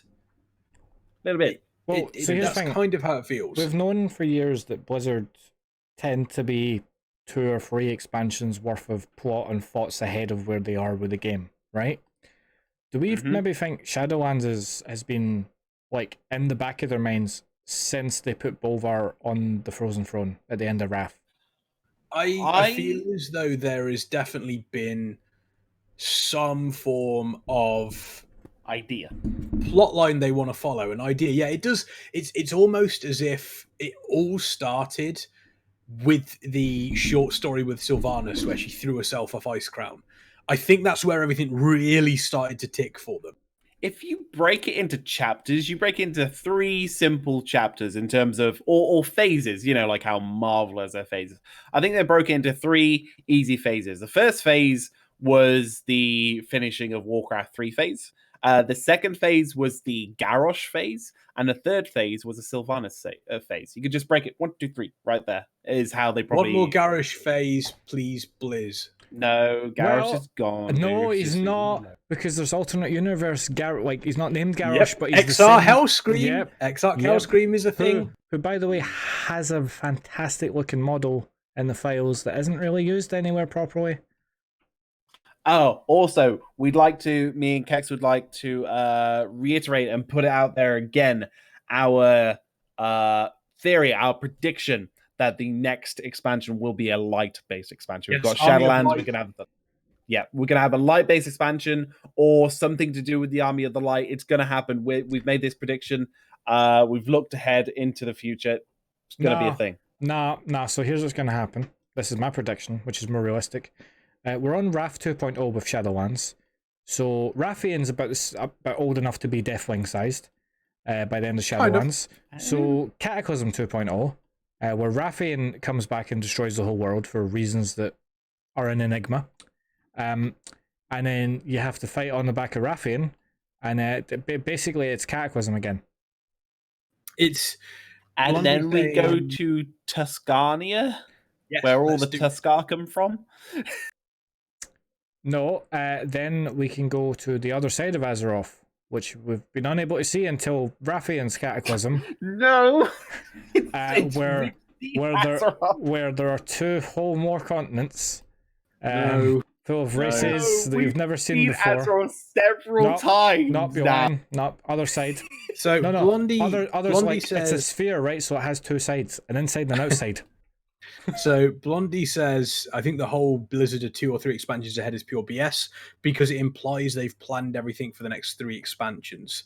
So I don't. When we say they've planned, they haven't. They know particular story beats they want to hit to get to those expansions, but everything in between. Yeah, I don't mean they're like, right, that's the Wrath of the Lich King cinematic for Bolvar. That's like the end cinematic to Wrath is final. That's done. Right now, what's this Torghast Tower and how's it mechanically going to work? Let's get working on that. That didn't happen.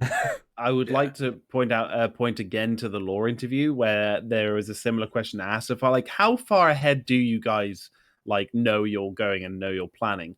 And lore pretty much answered with that they do have a direction that they want to go.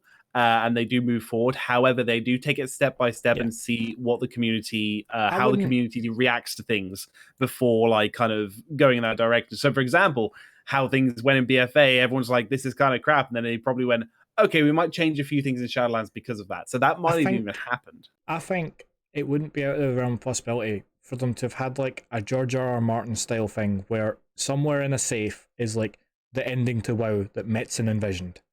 Right, and a couple of steps to get you there, and they're working towards it. So as long as they don't season 8 us between now and then, we're good. There has to be an end though, right? There's gotta be an ending.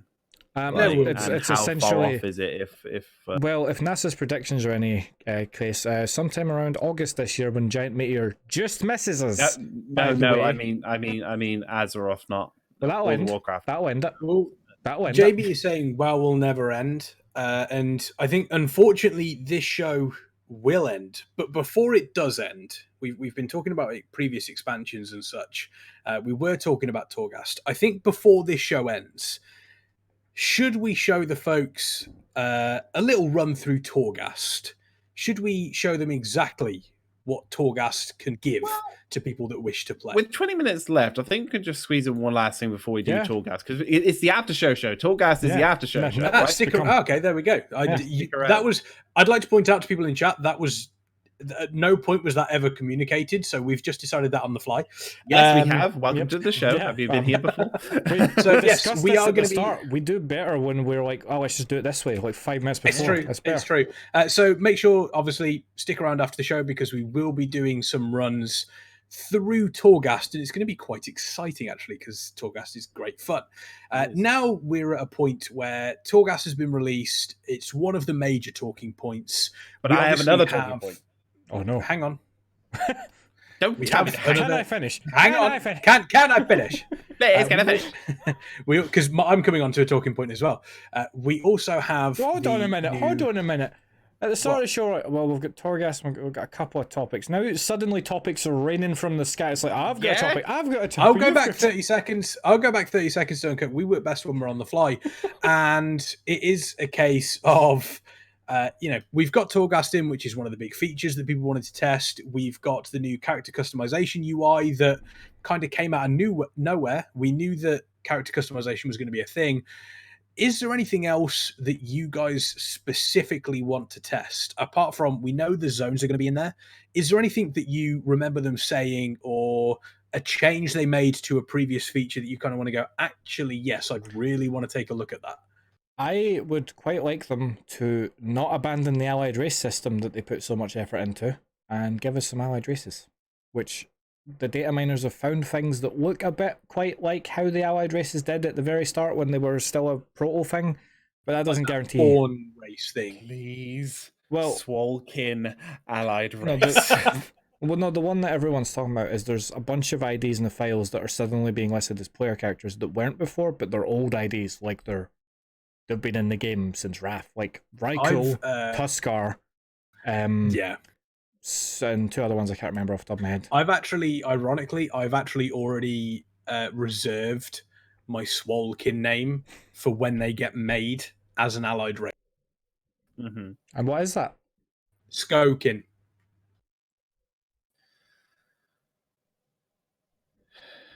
Anyway, so there is another talking point that I did want to move on to. Sort of related to Kexman's point, honestly. Not really something that they said that they would test or change.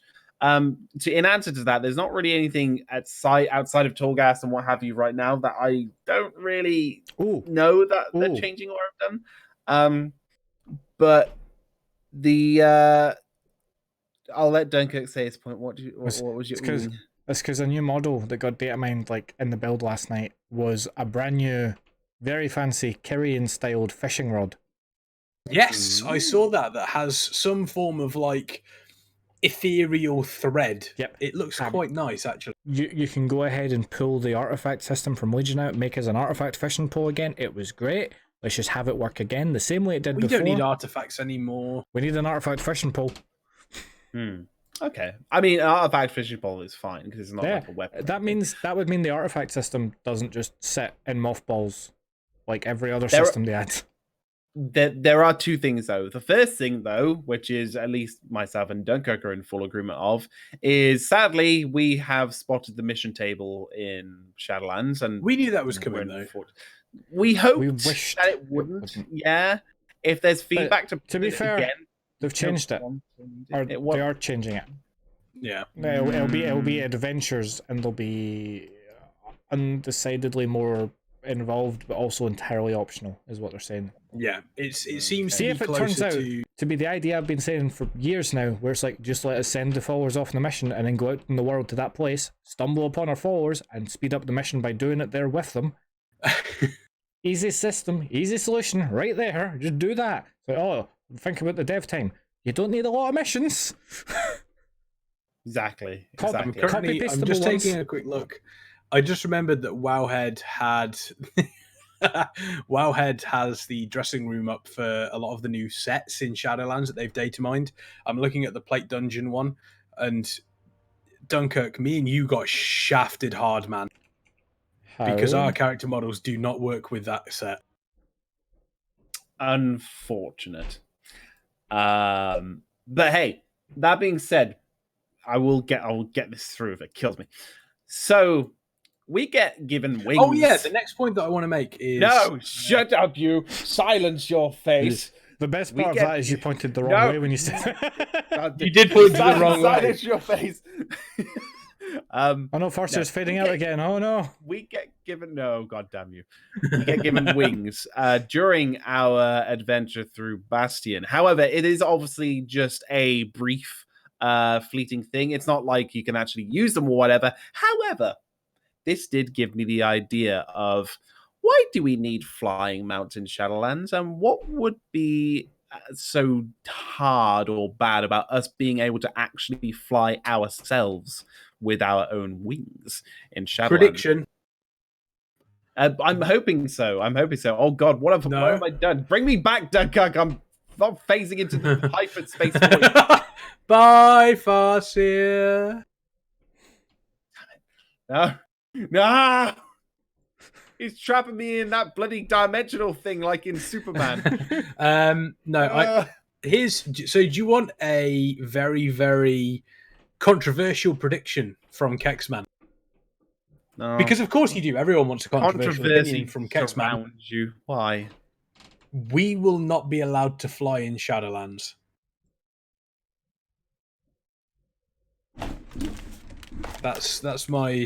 That's my controversial opinion. I don't think they're going to let us fly in Shadowlands.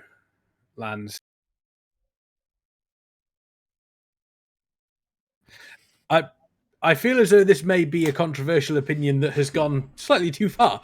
It does feel. No, you've misunderstood. Controversy means that there's two sides to it arguing. In this case, there's just the one argument. We better fucking be able to fly. Yeah. No. You don't get to do that. Ian listens to this show, Kexman. Don't put that in his head. Yeah, it's all I'm saying. It's all I feel as though the way that the place this will go designed, down as the worst expansion ever if you cannot fly. And I'm not kidding. Someone highlight him saying that so that when it if it does happen, we can link in the forums and say this is the person responsible. This is the man to blame. If we don't get that's fine. I will own that. But I don't think flying will be allowed. I'm not saying it. I'm not saying that now. I would love to fly in Shadowlands. But the way it's designed, the way that the world is designed, and how it feels, I don't think they're going to let us fly. No, the world feels fine for flying. Yeah, why? Why would it not be? I don't know. Just the way it is, the way that they're all broken up, and that's everything fine. else. I have that feeling that flying is not going to be allowed. Well, but the problem with that is they've added a bunch of new flying mounts, including a few that don't really have a run animation. Look very, very nice. No, because the butterfly one can't run on the ground, right? It flaps along the ground. And it's new. Which will look very nice flying around the skies of Azeroth. Who the hell is going to be flying around the skies of Azeroth? You'd be surprised. No one. There's still Legion raids to run. No. Well, no, because if the scaling's getting to go by, we won't be able to run Legion raids. Well, yeah, no, that is true. The scaling is slightly off in the alpha at the moment. It's okay out in the. I think Burning Crusade raids are okay, with the exception of Black Temple. Someone made a valid point. That it was on the YouTube video about the scaling that technically speaking, all the expansions now cap at 50. Which means those raids are technically level 50 raids. Yeah, it's but at the same time, I think it feels odd for us to. So if I can go in and I can one shot an Ixia now, it feels odd to not be able to do that when Shadowlands is released. I don't know. I understand. It takes us back to Wrath, because in Wrath you could go in and solo Molten Core, but it was a bollock. You were 20 levels above it, but it was still, you could still die. That is true. That is very, very true. And it's, I would say that there is a, it kind of goes along with the soft reset sort of feeling that Shadowlands has. I imagine there's a lot of people that want transmog that will be furious with it though. And I can perfectly understand why, because I would be pretty pissed off. Well, they had to work a little more to get it. Not they had to work a little more to get it, but it's a little bit like, so you were talking about things that you had and then you're not able to do Farseer. So necessarily it's slightly different because one's locked behind a paywall, but this one is, imagine if you were running, I don't know, for example, Wrath of the Lich King because you're running Ice Crown Citadel because you really wanted to get a transmog on your Shaman, for example. And then Shadowlands comes out and you can't do that, but you could do it before. Would you be okay with that?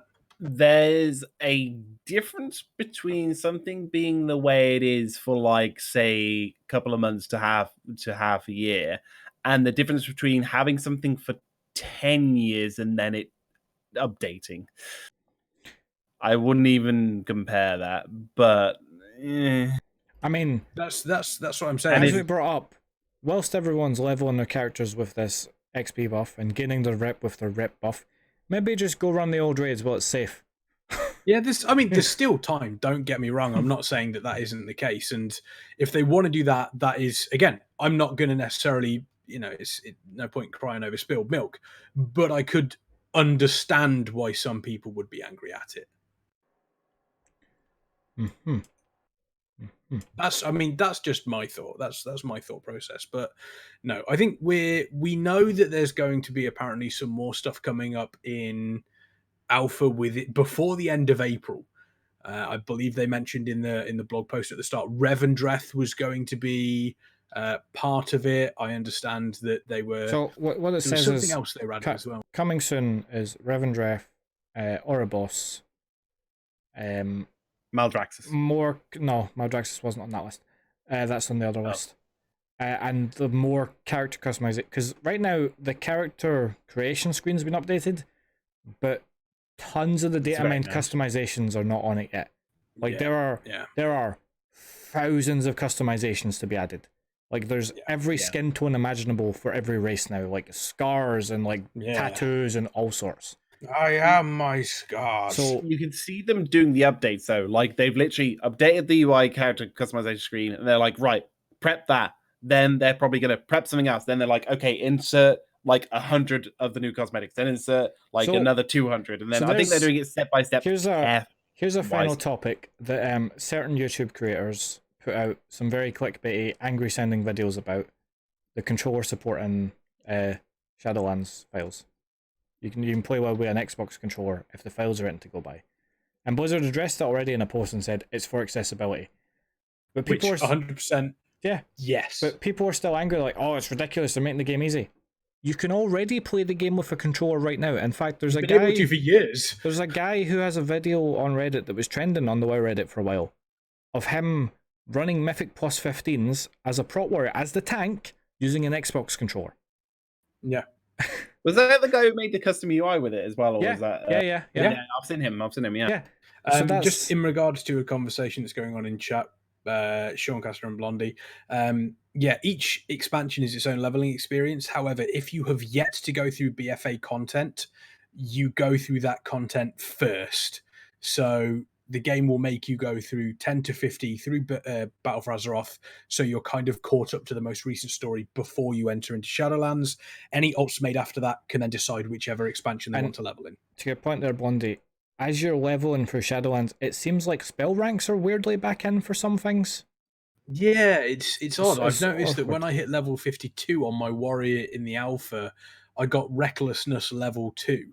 It seems as though instead of giving us entire talent reworks, they're giving us an addition. So this rework, this extra rank gives me, I think, an extra 2 seconds onto my recklessness, and there's other things that give me extra damage, or it adds a little additional flavor to the ability. It's quite nice. I'd love them to take that further and go like, so when you start the game as a, I'm trying to think what I played recently at level 1. Everything? No, recently at level 1. Everything I had is like mid tier. I'm trying to think the first abilities you get. Like, what's the first ability a warrior gets? Oh, hello, Mistledine. Hey, Mistledine. Raiding with a party of 28. What an absolute hit. Cool. Mistledine, we hope you're doing well. I'd like to point out as well, Mistledine managed to do the entirety of the latest Final Fantasy VII in 4 days on stream. First day, he did something ridiculous like 14 hours. I mean, don't blame him. It's really, really awesome. That's just Am I right in saying that Final Fantasy VII was being released as like individual discs? Yes, it was. Yes, So he's completed disc 1 in 4 days. You have a problem? No, you don't have a problem. I'm right there with you. I do not blame you at all. But hello to Mistledine, everyone coming over from Mistledine's stream. Welcome to You Think You Do, But You Don't, where thankfully the show is ending soon. However, this stream not is thankfully. not. Unfortunately, you missed a really good show, but we've got more coming for you. We have an after-show show of Torghast content. It's going to be fun. It's going to be good. It's going to be great fun, and it's coming up shortly. We were, obviously, for those of you that may have missed it in Mistledyne's chat, I'm not sure whether you did.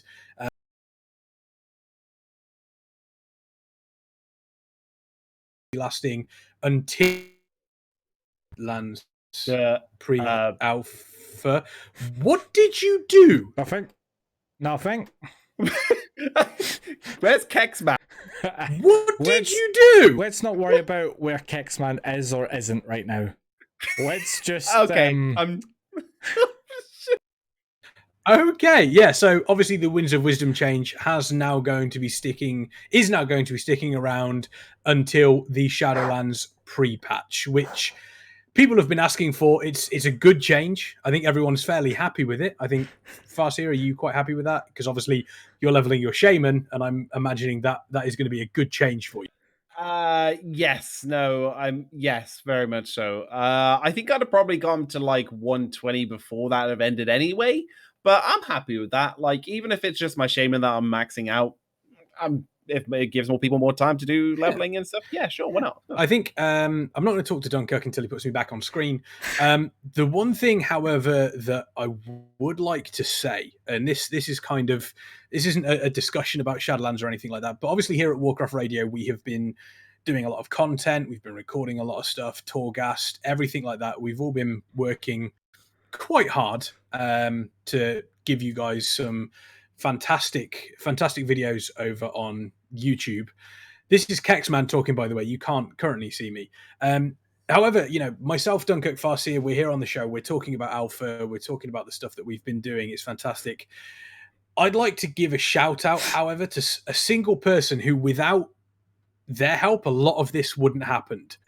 So if I could get everyone that's currently in chat now to send some tinks to Seancaster, because Seancaster has been doing incredible work, and I think you guys will agree with me on that. He's been doing some fantastic work. So a massive thank you to Seancaster. He's helped a massive amount. Hey, I'm back apparently. And I'm not even crowbard. Let's never speak of what didn't happen there again. Why didn't we go to the old show? Don't worry about it. No, it's fine. I think I want to extend my personal thanks to Seancaster for doing what he's been doing. It's been an exciting month for him, shall we say? So yeah, what you've been doing has been incredible work. So from myself, thank you a hell of a lot. Yeah, just from Kexman, apparently. Well, no, I didn't want to say thank you from everyone. I thought, you could thank him yourself, you lazy git. That's okay. You make the announcement and it's fine. I expected you to thank him from me because I was busy trying to bring you back to reality. Well, yeah, that's true. Thanks from Dunkurk as well, who has managed to retrieve me from the void. No thank you from Farseer, but Farseer is not giving you a thank you, which is quite comical. Don't worry, I can phase Farseer back out if he doesn't thank you. Yeah, if you can phase Farseer back out, that'd be brilliant. No. So yeah, we can wrap the show up here. I'll throw up the sort of end screen so that when we're cutting the vlog, it's easy to find it. In fact, but don't leave. Yeah, don't leave. I'll throw up the BRB screen. Don't leave, sir. Stop shouting. I know your mic doesn't quieten down every time you shout now, but it doesn't give you an excuse to be so loud. I can do what I want. Clearly you can't. You can be consumed by the void at any moment. This has been proven. Oh, yeah, that is true. So, yeah, make sure you stick around. We do have a Torghast after party that's happening. Myself, Dunkurk. I believe, Farseer, you're joining us for a couple. Yes, and I think Seancaster is as well. Seancaster will be in here, so he can come in and drink heavily on stream. So what I'll do, it's going to be great. is to ease us off, we'll take a quick break where the break screen will go on screen for editing purposes. Say like 5-ish minutes, enough time for the toilet, etc. It's been 2 hours. And we will reconvene, yes. I think that's a good idea. There is going to be a Torghast after party where we're going to be running Torghast for you. But that being said, guys, thank you for joining us for this week's show with myself, Dunkurk, and Kexman. There will be plenty more to talk about with the alpha next week, more than likely.